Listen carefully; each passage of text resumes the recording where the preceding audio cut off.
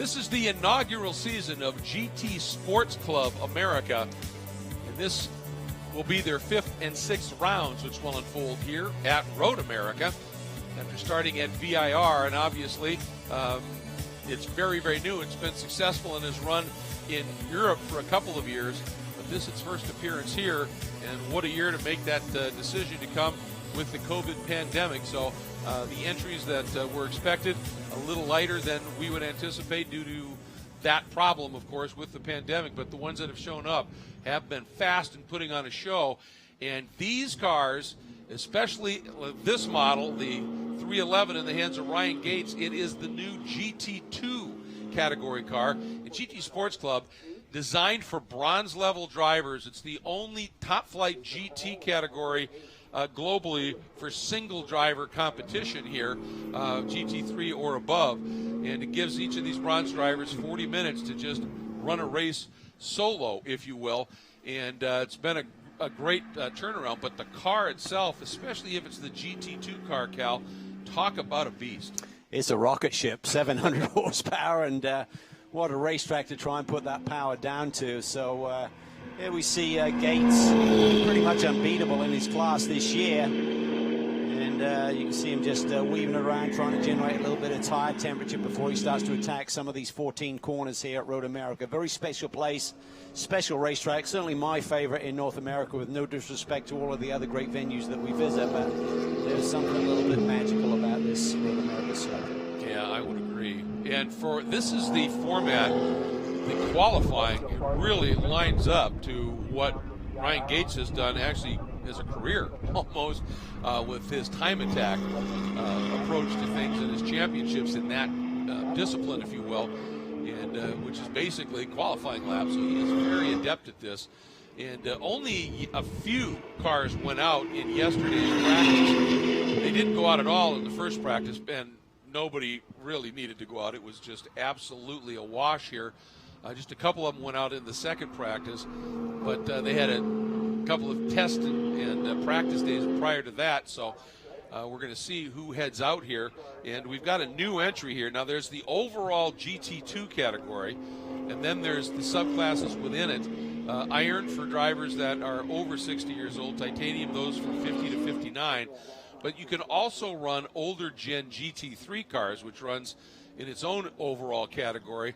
And Mark Issa, who's done some GT3 racing with Martin Fuentes and a couple of others last year in particular, he's decided to come here with a GT3 Porsche from GT3 Ferrari from TR3, and so we'll see what he's going to be able to do. A champion in Ferrari Challenge North America racing.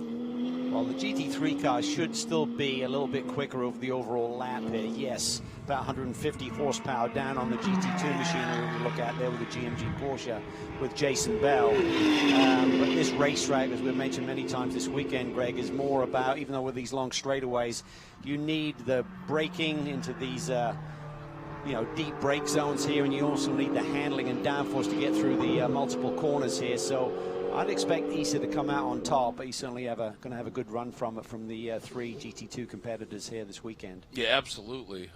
At Sonoma, Jason Daskalos came out and ran in a GT3 Audi and was able to set fast times there as well. So, again, that's all about the complete lap. But these cars, these GT2 machines, are absolutely spectacular in terms of their speed.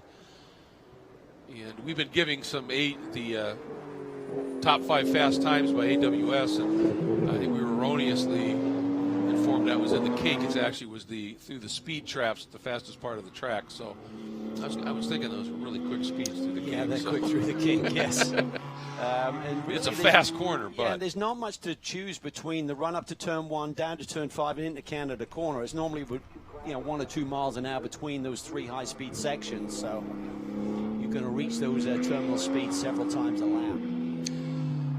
Again, if you were with us for our call of the Sprint GT4 race, which just unfolded, this guy was duking it out for a top 5 in class, and pitted, jumped out, toweled off, climbed into this car.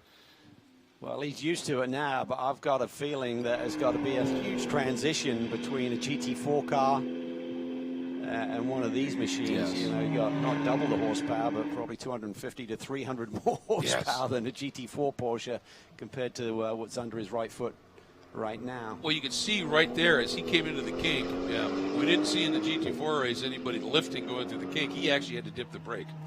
Yeah, it's just you're just accelerating with such a rush of speed once you exit the cowshell there before you get to the kink. And you'll notice the lines, they're not quite as flowing with these GT2 cars. They're a bit more trying to get in a straight line and hit the button. Yeah, a lot of squaring it up and going here. And they don't have quite the refined driver aids either as the GT3 car. That's right. They still have TC and ABS, but not quite the refinement that you have with the GT3 machinery. But it's more about the downforce. These are really low downforce, high horsepower cars compared to the higher downforce, slightly lower horsepower cars with the GT3 machinery. Yeah, 700 horse. And GMG have also taken delivery of a new Audi GT2 machine as well, which is BOP-wise, balance of performance is going to run with a little less horsepower, but probably in between a GT3 and GT2 Porsche in terms of downforce. So I'm looking forward to seeing that. It looks awesome in some of the pictures that I've seen of it. Boy, doesn't it? Yeah, that's a wicked-looking hot rod. Stu Frederick right now on the provisional pole overall with a nice lap of 2:16, 2:93 or 9:23. He's one of the iron competitors, Stu is, and of course, he spent some time running in then Pirelli World Challenge a number of years ago. Did a number of seasons, partial seasons, but did do some running with it. Here comes Gates. Let's see, he slipped to third. Let's see if he's able to jump it up. He does, and by a chunk, just turns a 2:12.8 and jumps to the top in the 311 entry. That is, and the name of the team is the 311 RS program, motorsports entry. As we said, time attack champion, has lots of records in that discipline, and just seems to have adapted very well to these GT2 cars. We'll see if he puts consecutive laps together, watching his kind of discipline and how he attacks a qualifying session in past events. He typically does one, does a little bit of a cool down, or even hits pit lane and then has another crack at it. And of course, they are going to run with the GT World Challenge America powered by AWS cars in their 90-minute race. These guys, the race distance is 40 minutes, so at that 40-minute end, they get to checker and go to the pits. And so they will have, so you can see the clock counting down 6:45. When that checker flies, there's a short break when they can get in, put on a different set of tires, and then they go out and qualify for their starting position in the second race as well. And his speed down into turn 5 was 276k, which I think is about 173 miles an hour. That's moving. My rough calculation in my head. So, yeah, it's it's pretty impressive. A lot of power, low drag. Maybe those kind of numbers. Frederick has taken another, 3 seconds off his time. Stu now at a 2:13.8. And is just by a tenth quicker than Mark Issa, the 31 TR3 GT3 Ferrari. I think Gates has slowed down a little bit. He had decent first sector. As you can see, he went purple, then just slowed down again. And as I said, that seems to have been his form. He does one and then kind of regroups. See what he does here. So he's trying to set up for another crack at it.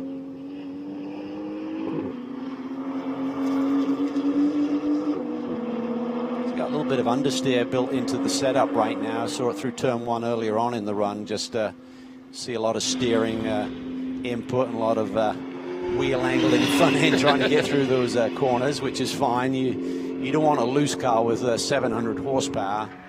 Better to deal with a little bit of understeer through these long duration corners here at Road America. Mark Issa gradually getting up to speed here. Going to be close between this GT3 car and the GT2 machinery. We saw 2:05 this morning, right, for the fastest times in the GT3. So I think Issa should have enough speed to maybe grab the overall pole here this morning. He was one of the guys who did go out in the practice session. And he turned a 2:11.6 in that practice session. So that gives you, and Gates ran a 2:12.9, so potential is certainly there for Mark. He is, it's funny, we've talked a bit about in the GT3, the pairing this year, Martin Fuentes. He jumps to second now at a 2:13.1, so he's starting to get after it. The pairing of Fuentes with Baptista. Fuentes, one of the most effervescent guys you're ever going to meet. Baptista, one of the very reserved, shy types. A couple of races last year, the pairing was Issa and Fuentes, right. And you could almost feel the energy pinging off of those guys throughout the entire paddock. Yeah, they certainly enjoy their racing life. Yes, they do. All right, Bell now has jumped up into third. Jason has at a 2:13.5. It's pretty close here. We've only got 4 drivers out there, but they're only separated by 1 second over 4 miles. That's pretty tight. Jason continues to dial in his lap time here, as you can see, fastest overall through sector 1. This middle sector is more about the handling. It's real tight, twisty stuff, very demanding through this middle sector here. Sector 2 goes all the way to the exit of the kink, where you can finally catch your breath.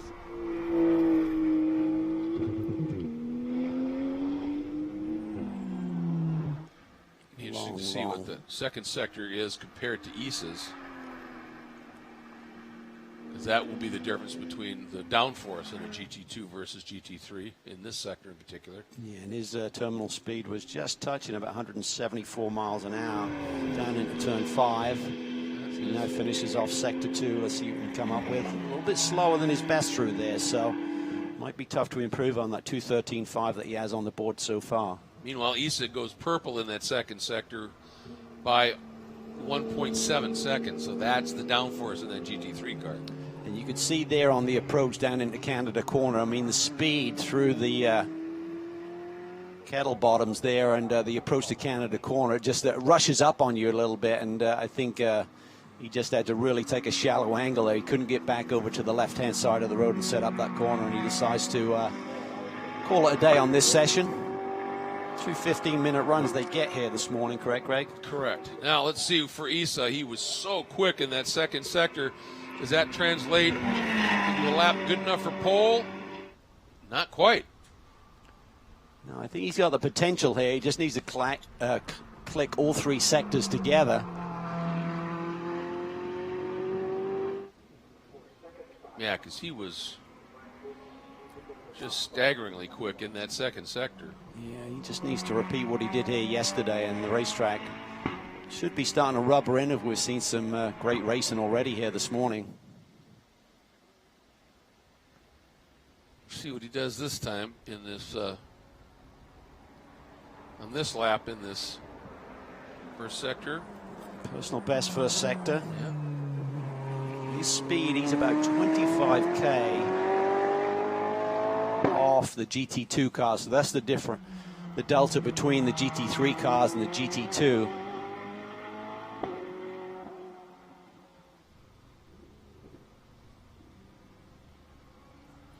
This 15 miles an hour is the difference. Yeah, that's a lot. That's substantial. Get your attention on the pound nice and early. There's a good clean exit out of turn 8. I think he's got potential here to grab the overall pole if he can just execute this second half to the lap. See what he does. I think he was in the low 56s in that second sector. Last lap. 55.1, so yeah. Best overall. If he can finish off this lap, this may be the overall pole for Mark Issa. Nice and smooth, hitting his marks. Billy Mitchell used to be a bridge here. Now there's a tunnel that runs underneath the racetrack. I think it was more demanding when the bridge was there. It really changes the whole sight line and picture through that corner. Yes, it does. All right, here we go. Gates on pole at a 2:12.8. Issa 2:13.1. What does he turn this lap? I think he's going to get it. I think so too. Oh. No, did not grab it. He did, a 2:11.9. Sorry, I was looking at the last lap, not the best lap. A 2:11.9 for Issa. It goes to the overall pole by 0.8, Cal. Yeah, it's a good lap. Yeah. Potential was there. It's all about just putting it together for the overall lap. Checkered flags out on this session. That Nobu Hotels and Issa Law Firm Ferrari getting the job done. Ryan, let's check in with any news from pit lane. Just an observation here from the GMG camp. They've got 2 cars running in the GT2 spec cars. Stu Frederick and Jason Bell both have been in pit lane for some time, and the crew is going to work. They can make a little bit of a change as far as tire pressure is concerned, looking ahead to the next qualifying session for race number 2. And it's a pretty major tire pressure change that was called in from on top of the pit car. 2 pounds down in the front, 1.5 pounds down in the rear. Maybe, Calvin, you could talk a bit about what those changes might do to these cars, but it strikes me as a pretty significant adjustment here on pit lane going from one session to the next. Yeah, I mean, you'd expect that a little bit. I mean, as the temperatures come up here this morning, and it's all about your starting pressure and what it peaks to. And obviously just trying to get a little bit of a balance change. I think Ryan said 2 pounds down on the front, 1.5 in the rear. So maybe looking for a little bit more front end bite there. Just going a little bit softer on that front tire pressure compared to the rear. As we take a look here at the results from that first qualifying session with Issa in the last lap grabbing the overall pole. Gates fastest in the GT2 overall category. Jason Bell second there, and then Frederick fastest in the iron category, so nice job there. I think what Ryan was wondering, and it struck me too, you know, oftentimes you'll hear of a change of a 1/4 pound, 1/2 pound, and they're talking 2 pounds.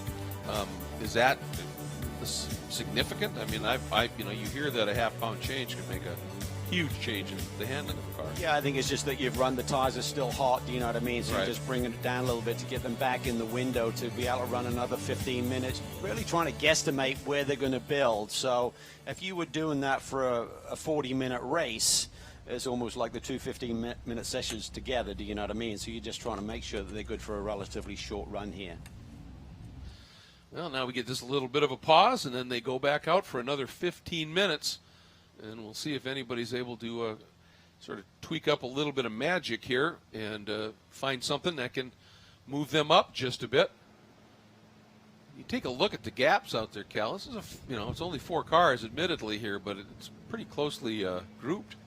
Yeah, Issa found a nice little chunk there on that final qualifying lap to claim the pole by about 9/10 over Gates. But the 3 GT2 cars are only separated by right at a second, 212.806 for Gates to Stu Frederick's 213.826. And they didn't put a lot of laps together, just 5 or 6 laps each. So we'll see what they can come up with on this next run here. A little bit in the memory bank and a little bit more confidence built. Probably see some tire pressure changes all the way around, at least checks. And a little bit lighter fuel load for this second run, and just see what they can come up with. There you see him, he's happy. Yep. Potential was there, it was just putting it together. Yeah, there's that energy we're talking about.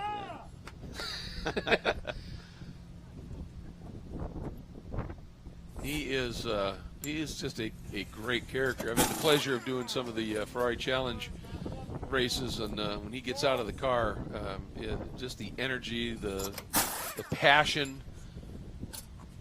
He's just a great character. He's one of those guys that if he was a snowboarder, it'd be heavy metal he'd be listening to before his runs. He just has that level of intensity to him. I think this is a fun class, do you know what I mean? It's taken a little bit less serious than some of the other classes that compete with the SRO World Challenge Championship. But, it's what it's all about. Drivers coming out a little bit later in life, gentlemen drivers who've been successful in business and can be a place in their life where they can run these super exotic machines at some of the great venues around North America. And not quite the intensity that we see with attacking a qualifying session, but nonetheless, you can see Mark was really pumped to finally grab that overall pole position here this morning. You see that little damp spot there underneath the right rear of the car we just had a shot of. I saw him at one point, I think it was running out of turn 3. I thought I saw a little bit of smoke, but we've seen reflections off of the tarmac as well. But I don't know if that's anything to be concerned about. Team doesn't seem to be overly concerned about it. It might just be an overflow of some sort.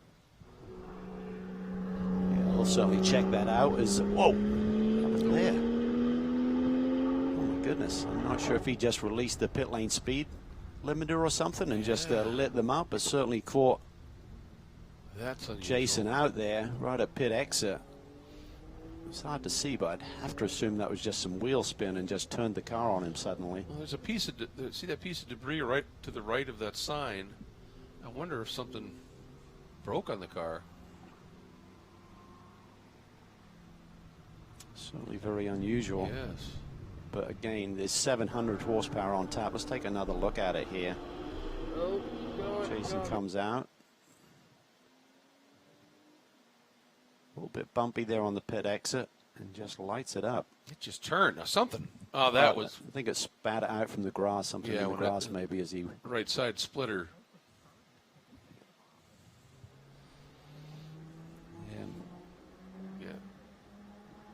I wasn't sure if something broke, but I think you're right. It's as soon as he got in, that corner dug in, and that's part of the splitter in the dive planes.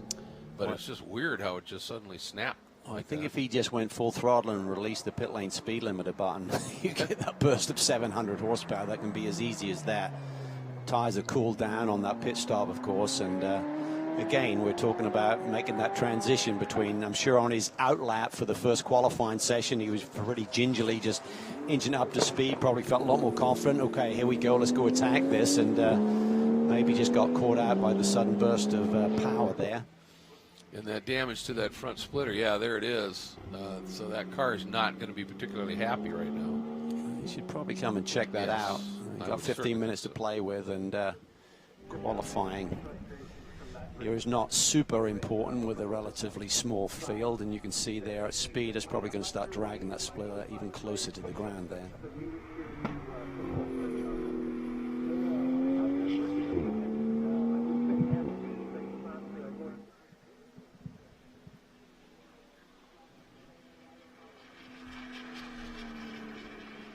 Yeah, that really dug in.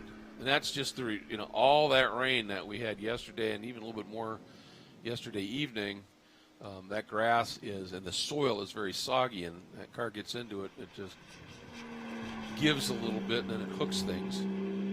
Yeah, I'd say his action today in qualifying at least is probably over. Once he gets back to pit lane, you're not really allowed to do much in qualifying to fix cars and such without running afoul of the regulations. But let's see what Gisa can do here, see if he can come up with his second pole of the day. Essentially, that first session will set the grid for race 1 later this afternoon, and this session is all about the grid position for tomorrow. He had a 2:11.9. We said in that practice session he's gone a 2:11.6. And now after that session, they were able to just tweak the pressures a little bit here and there. The car should be a little bit lighter. Maybe he can dip down to those low 2:11s here, see what he can do, and see if Gates will be able to better his time. Yeah, so we had 9/10s between the two, right, at the end of that first session. See if they can have a little competition here to see who can get the overall pole. Again, we believe the GT3 car should be much quicker as Jason Bell finally makes his way back to pit lane for the GMG crew to take a look over it. See if they can do anything in this session. Probably not.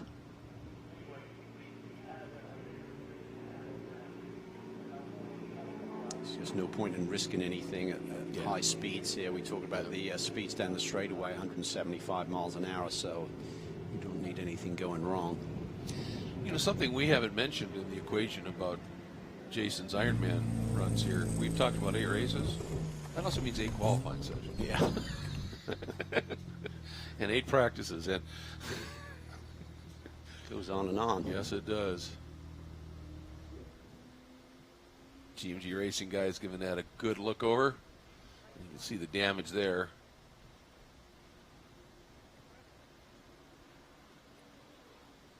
With the officials, I'm pretty sure you're not allowed to go fixing the race car. Yes. Yeah. Here's the 57 of Stu Frederick. Also runs, by the way, out of the GMG Racing camp. He got enthused about this GT2 formula by watching his team boss, James Safronis, run at Spa last summer and said, I want in on this. Did some testing at the Thermal Club over the winter. And this is really a celebration of his 60th birthday, so a bit of a bucket list item. Pretty cool. It is indeed. And that's what this GT Sports Club concept is all about. Bronze rated, true amateur drivers, just them. You don't have to worry about a co-driver. They can just go out and run an entire race.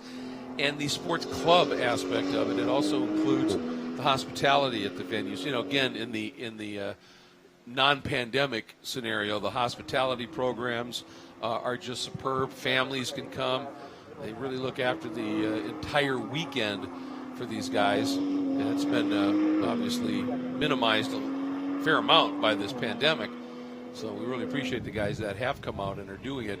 And talked about Stu in his history here. 06 to 08 was when he did a number of partial seasons in Vipers, so he's used to the big high horsepower machinery. He had a couple of top tens, and that was an era where those GT fields were long on the entry list and deep in talent. Yeah, they really were. So took a spell away from the racing, and he really felt like this new formula with the sports club is a great way to return and be running against guys who are at a similar place in life and similar place in their racing career as well. Well, he's turned to 2:14.5, Frederick has, so that puts him at the top of the order right now. We'll see who's able to do what as we're watching Issa.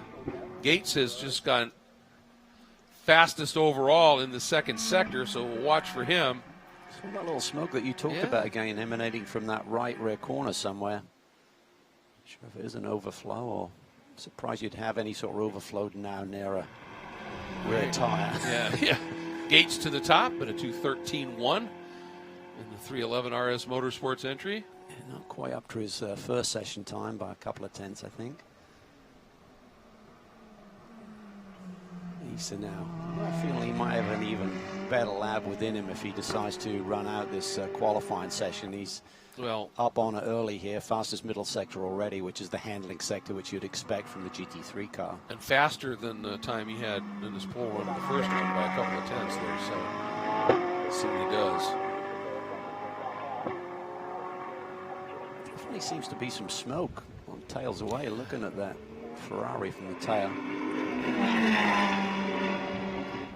So he goes to the top at a 2:12.5, a little shy of his 11.9 from the previous session. If he continues to run, I mean, typically you're going to get a little bit quicker. Tires should still be in great shape. Track is in awesome shape here. Very cool this morning, and perfect conditions to race with. Yeah, cool air is dense air, which means it helps the aero, but it also helps power. Yeah. These guys got to be feeling every bit of those 700 ponies here.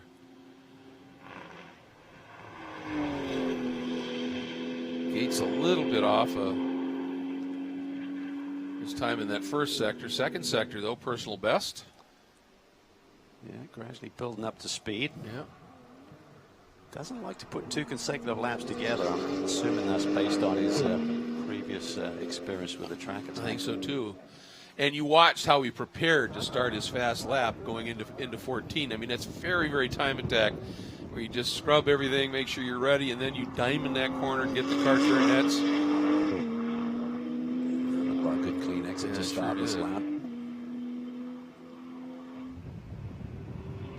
13.1 is his best. He may get close to that. Yeah, nice lap to the second spot, and only by 2 tenths, Cal. That was a great run. Yeah, I think that's about what he ran in the first session, or close to it. He's off the pace again, so he likes those one-lap specials, it seems like. Issa has he's gotten a little quicker in that second sector. He had a 55.33 on his previous flyer. He just turned a 55.31 and a personal best in the first sector, so Issa is on a flyer. See what he does. Here comes Bell. They have just removed some of those bits that were dangling and dragging, and he's going to go out and put some type of time in, but I think Issa might be on a really quick lap here. Yeah, I think for Jason Bell, maybe they allow you to make that change, and basically it would erase any time that you've set to that point. But again, I think it's just a little bit more relaxed regulations for this new formula here. Indeed, Issa improves, but by a tenth to a 2:12.2. Still not quite up to his first session time, 11.9, so see if he can keep digging and building that pace. Yeah, he was purple in both the second and third sectors, but with the personal best, it wasn't where he needed to be in that first sector. I think that splitter being cut will hurt the front downforce a little bit on Jason. I believe they were looking for more front-end grip. Oh, that's a good point. Based on their tire pressure changes. We're just getting an update from pit lane that the little bits of smoke we're seeing, it's water from an overflow. So, not a concern, is what we're hearing. Keeping an eye on... to try and identify exactly where that, yes, is let out of the race car. You certainly wouldn't want to near a tire at any point. Nice commitment by Bell with the car that you've got to believe is a little bit ill handling right now. Personal best in the first two sectors.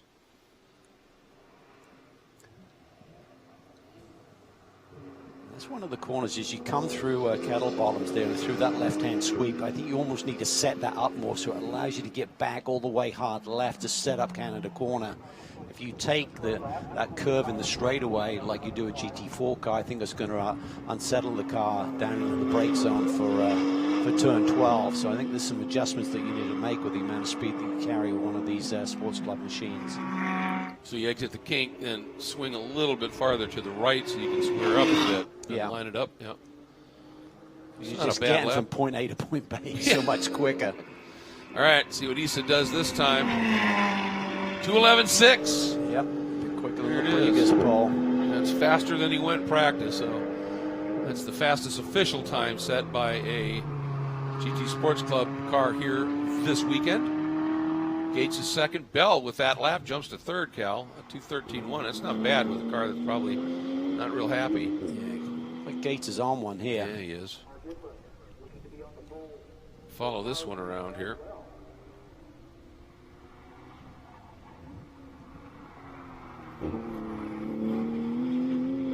That was nice. That was gorgeous.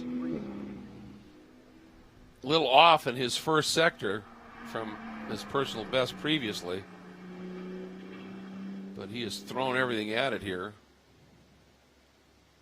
Jason Bell has just set a new personal best in the first sector, so these guys are running it hard here in the last couple of minutes. Yeah, Bell may have something for Gates here. He's only 3/10 back right now on Gates' best lap of the session.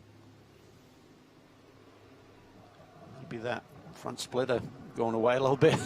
The magic touch in terms of the setup.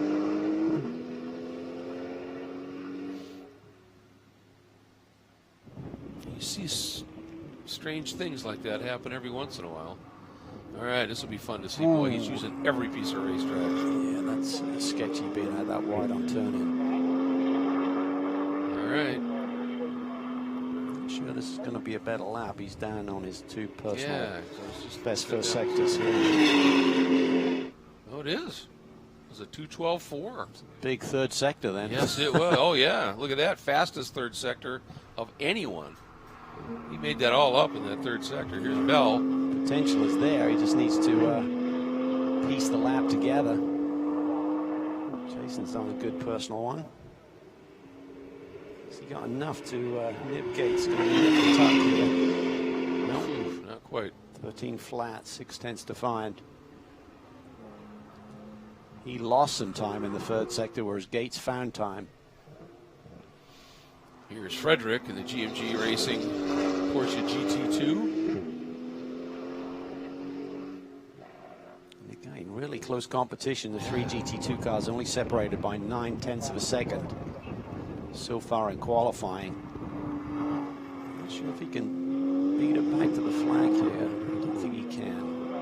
Is he going to get another lap or not? It's going to be awfully tight. Pits.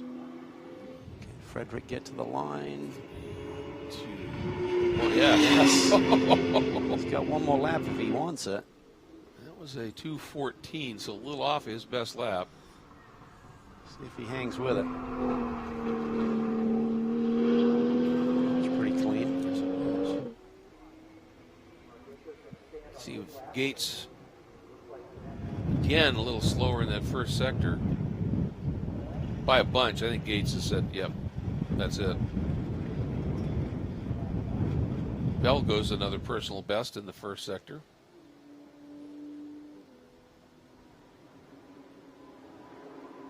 Here's Stu down into turn 5.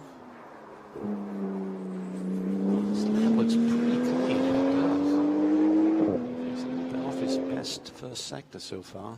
I'm pretty sure he beat the flag, Greg. If he wants to complete this lap, it would be good, I believe. I believe so too. You can see there's such a different dynamic with the short acceleration run between 6 and 7. These guys have to touch the brake momentarily and just slow things down. Well, the one thing that I notice in this as well is you listen to the guys in the GT3 cars, when they go to throttle, they're on the throttle. And these guys, you hear that little kind of whoa, whoa, whoa, whoa, like that. Look at Issa. He is a character. He is a character. He loves this so much. That's what this is all about. Absolutely. Just having a lot of fun and a lot of satisfaction of driving one of these cars around this circuit.